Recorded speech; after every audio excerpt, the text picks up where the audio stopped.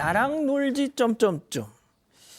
자, 이것도 역시 공군에서 발생한 사건 이야기입니다. 지금 많이들 알고 계시는 그 극단적 선택을 한 공군 이모 중사 사건과는 별개의 또 다른 사건입니다.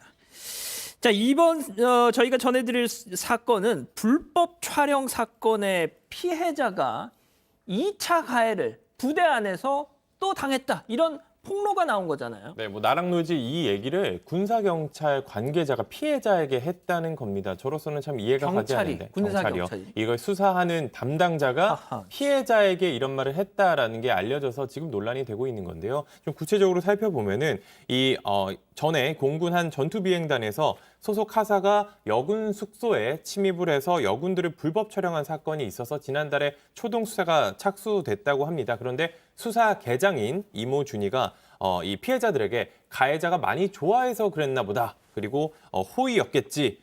그리고 차라리 나랑 놀지 그랬냐. 얼굴은 내가 더 낫지 않냐. 이런 언사들을 했던 것으로 지금 뒤늦게 드러나고 있습니다.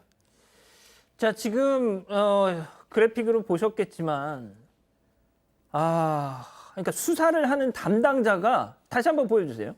수사를 하는 담당자가 제가 피해를 당했습니다라고 찾아온 사람한테 저런 얘기를 한 겁니다. 자, 그런데 거기서 그치지 않았습니다. 폭로에 따르면 이 담당 수사계장, 방금 그 이상한 얘기 했던 그 사람이 회유, 협박까지 했다는 거죠. 네, 피해자를 회유 협박하면서 가해자에 대한 옹호 발언까지 했습니다. 하나씩 짧게 짚어보겠습니다. 가해자에 대한 옹호 발언, 걔도 불쌍한 애야 라고 말을 하면서 옹호하는 발언을 하다가 그 다음에는 회유합니다. 다음에 좀 이런 일이 있으면 조치를 할게, 좀 더 버텨보자 이런 식으로 말을 하고 그 다음에 계속 폭로를 하려고 하면 너 애를 죽이려고 그러는구나 라고 말을 하면서 계속해서 압박을 가했는데요. 이 수사 담당자가 비슷한 전력이 과거에도 많은 것으로 알려졌는데 현재까지 조사를 받은 전적이 없었습니다. 양 변호사님, 진짜 이게 저는 좀 의아한 것이 이모 중사 사건도 그렇고 공군이 원래부터 이랬던 건지 아니면 요 근래 들어서 유독 이런 건지 뭡니까 이거 도대체? 이게 갑자기 이랬을 가능성은 별로 없죠. 그렇죠. 근데 분명히 극히 일부의 잘못된 부분이긴 하지만 그 잘못된 인식이 안 고쳐지고 있었다고 봐야겠죠. 그러니까 어떻게 보면 지금 여군들의 숫자는 점점 늘어나고 있지만 저희 남자들만이 생활하던 공간에서의 아주 남성 중심적인 잘못된 사고방식들이 유지가 고스란히 되었었고, 그래서 지금 이 수사관이 하고 있는 얘기는 가해자와 피해자가 누가 어떻게든지 관계 자체를 지금 혼선을 겪고 있는 것 같고 본인 스스로가 뭐가 잘못된 문제인지를 모르고 있다라고 저는 봐요. 이게 두둔하는 얘기가 아니라 완전히 성인지 감수성이라는 것이란 건 전혀 찾아볼 수가 없죠. 이게 가해자가 인권이 있다라는 건 가해자가 인권이 있기 때문에 수사와 재판을 거쳐서 변호인이 선임돼서 공정한 사건을 거쳐 처벌을 받는 거거든요. 그것 자체를 생각을 못 하는 거예요. 그러니까 이거는 그냥 마비, 불감증 이런 정도밖에 표현이 안 됩니다. 아니 아무리 뭐 남자들만 있는 공간에서 뭐 몇십 년을 준이니까 한 뭐 20년 넘게 군 생활을 했을 텐데, 아니 본인도 뭐 구체적으로 모르겠습니다만 딸을 키울 수도 있는 것이고, 아니 어떻게 저런 얘기를 하죠? 자, 손 변호사님, 네. 이런 말이죠. 피해자가 나도 만약에 같은 피해를 입었어도 수사 계장이라는 사람이 저런 소리를 한다? 그냥 저 같으면 참을 것 같아요. 더 모욕을 당할 바에는. 그런 문화가 혹시 있다면 굉장히 큰 잘못인 것이고요.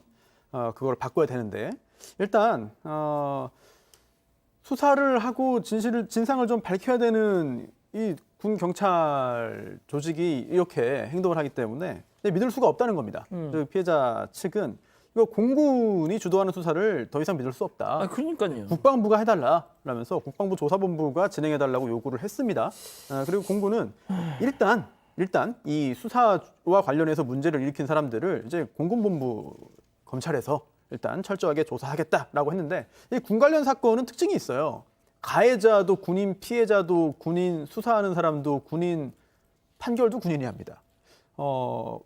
이거를 어떻게 해야 이런 일이 다시 발생하지 않을지 좀 고민을 더 많이 해야 될 것 같습니다.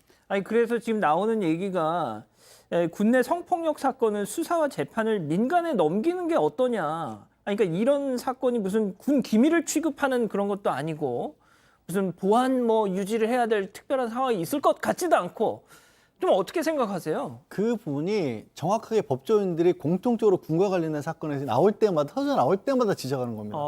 이게 방금 전에 손 변호사 얘기한 것처럼 군 경찰, 군 검찰, 군 판사 다 군이에요. 게다가 재판장은 누구냐면 이게 여러 번 말씀드려도 아직도 이제 헷갈려 하시는 분인데 그 군 판사 재판장은 이 직업 법률가가 아니라 그 군부대 지휘관이 최종 결정권을 가지고 재판장이 되는 겁니다. 예. 그러니까 그 군에서 모든 것이 해결되니까 그리고 거기에 뭐가 있냐면 군부대 지휘관들은 본인의 부대 내에서 뭔가 좋지 않은 일이 일으면 자신의 경력이 흠집이 간다는 그렇죠. 생각이 더 크거든요. 그 군내 그런 또 잘못된 저는 잘못됐다고 보는데 그런 어떤 문화도 있고 이게 연결되면 어떻게든 덮으려고 하는 거예요. 그래서 이 과거에 이렇게 군부대 내에 법원을 설치하는 이유가 이 전쟁을 가정을 해서 전쟁이 지속되고 발달되고 있는 상황에서 사병들의 문제를 군부대 지휘관이 파악하는 게 맞고 또 수도권이나 이런 데 일일이 옮겨다니면서 재판받기가 불편하다라는 얘기였는데 지금 시대가 어떤 시대예요? 그럼요. 아이, 전혀 안 맞는 얘기잖아요. 딴 소리 하고 전혀 안 맞는 얘기잖아요.